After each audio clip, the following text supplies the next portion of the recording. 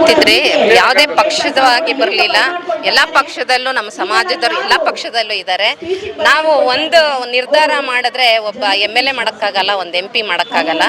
ನಾವು ಮತ್ತೆ ಆ ಪಾಠ ಕಲಿಸ್ಬೇಕಾಗಿದೆ. ಪ್ರತಿಯೊಬ್ಬರನ್ನು ಓಟ್ ಹಾಕಿ ಕಳಿಸ್ತಾನೆ ಇದ್ದೀವಿ. ಇದುವರೆಗೂ ನಮ್ಮ ಸಮಾಜದಿಂದ ಒಬ್ಬರು ವಿಧಾನಸೌಧ ಆಗ್ತಿಲ್ಲ. ನಮ್ಮನ್ನು ಕೇಳೋ ನಿರ್ಲಕ್ಷ್ಯವಾಗಿ ನಾವು ನಿಂತಿದ್ದೀವಿ. ಮಡಿಕಟ್ಟೆ ಮಕ್ಕಳು ಇನ್ನೂ ಓದೋಕ್ಕೆ ಆರ್ಥಿಕವಾಗಿ, ಶೈಕ್ಷಣಿಕವಾಗಿ, ರಾಜಕೀಯವಾಗಲಿ ಏನು ಬೆಳವಣಿಗೆ ನಮಗೆ ಇಲ್ಲವೇ ಇಲ್ಲ. ಮಲ ಹೊರೋರಿಗೆ SC ಪಟ್ಟಿ ಕೊಡ್ತೀರಾ, ಮಲ ತೊಳೆಯೋರಿಗೆ ಕೊಡಲ್ವಾ? ಇವತ್ತೂ ನಾವು ಬಣ್ಣದ ಬೆಳ್ಳಗೆ ಬಟ್ಟೆಗಳು ಹಾಕ್ಕೋತಿರಲ್ವ ವಿಧಾನಸೌಧದಲ್ಲಿ, ಅದೆಲ್ಲ ಯಾರು ಮಾಡ್ತಿರೋದು? ನಮ್ಮ ಮಡಿಕಟ್ಟೆಯವರು. ಅವ್ರ ಮಕ್ಕಳು ಬೆಳಿಬಾರ್ದಾ? ಅವ್ರ ಮಕ್ಕಳು ಓದಬಾರ್ದಾ? ತಾತನ ಕಾಲದಿಂದ ಏನು ಅವರು ಮಾಡ್ಕೊಂಡು ಬಂದಿದ್ದಾರೆ ಅದೇ ಆಗಬೇಕಾ?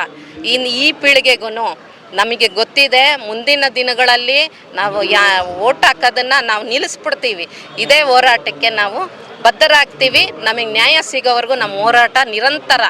ಈಗ ಎಲ್ಲ ಸಮುದಾಯದ ಜೊತೆ ನಿಮ್ಮ ಸಮುದಾಯಕ್ಕೂ ಒಂದು ನಿಗಮ ಅಂತ ಮಾಡಿದ್ದಾರೆ. ಹೌದು, ಜೊತೆಗೆ ಅಧ್ಯಕ್ಷರನ್ನ ನಂಜಪ್ಪನವ್ರದ್ದು ಮಾಡಿದ್ದಾರೆ. ಸೊ ಸರ್ಕಾರದಿಂದ ಅನುದಾನ ವಿಚಾರವಾಗಿ ಏನಾದರೂ ಡೆವಲಪ್ಮೆಂಟ್ ಕಾಣಿಸ್ತಿದೆ? ಏನು ಇದುವರೆಗೂ ಬರಲೇ ಇಲ್ಲ ಸರ್. ಬಜೆಟಲ್ಲಿ ಇನ್ನೂ ಬರಲೇ ಇಲ್ವಲ್ಲ. ಯಾವುದೋ ನಮಗೆ ಇನ್ನೂ ಉತ್ತರ ಕರ್ನಾಟಕದವ್ರ ಪರಿಸ್ಥಿತಿ ನೋಡಬೇಕು. ಅಲ್ಲಿನ ಬಡ ಜನಗಳದ್ದು, ಅಲ್ಲಿ ಪಡ್ತಿರೋಂಥ ಕಷ್ಟಗಳನ್ನು, ಅವ್ರು ಪಡ್ತಿರೋ ಯಾತನೆಗಳನ್ನು ಕಣ್ ತೆರೆದು ನೋಡಬೇಕು. ಹೋಗಿ ಅಲ್ಲಿ ಒಂದು ಸಭೆಗಳು ಮಾಡ್ತೀರಾ, ಓಟುಗಳು ಕೇಳ್ತೀರಾ, ಅವ್ರನ್ನ ತುಂಬ್ಕೊಂಡು ಬರ್ತೀರಾ. ಅದೇ ಉತ್ತರ ಕರ್ನಾಟಕದಲ್ಲಿ ಒಂದು ಸಾರಿ ಕಣ್ಣಾಯಿಸಿ ಆ ಜನ, ಸಮಾಜದವರು, ಮಡಿವಾಳ ಸಮಾಜ ಏನು ಕಷ್ಟಪಡ್ತಿದ್ದಾರೆ, ಏನು ನರಕ ಅನುಭವಿಸ್ತಿದ್ದಾರೆ ಅಂತ ನೀವು ನೋಡಿ ದಯವಿಟ್ಟು.